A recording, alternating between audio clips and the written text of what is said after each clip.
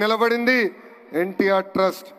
ఇంతేకాదు, Covid వచ్చినప్పుడు మాస్కులు, మందులు, ఆక్సిజన్ కాన్సన్ట్రేటర్లు కూడా అందించింది మన ఎన్టీఆర్ ట్రస్ట్. గత 28 సంవత్సరాలుగా అనేక కార్యక్రమాలు చేసింది ఎన్టీఆర్ ట్రస్ట్.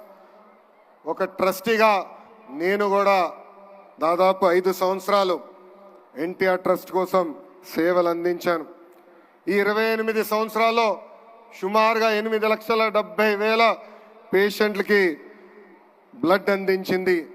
ఇంతేకాకుండా వందల పిల్లలు తలసీమతో బాధపడుతుంటే ఆదుకుంది ఎన్టీఆర్ ట్రస్ట్. ఇంకో పక్కన 13,000 హెల్త్ క్యాంపులు ఏర్పాటు చేసి దాదాపు 23 కోట్ల రూపాయలు ఖర్చు పెట్టి ఉచితంగా మందులు కూడా అందించింది ఈ ఎన్టీఆర్ ట్రస్ట్.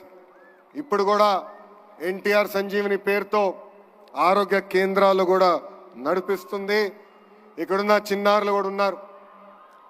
2020 మంది చిన్నారులు ఎవరైతే తల్లిదండ్రులు కోల్పోయారో సొంత బిడ్డలుగా ఆదుకుని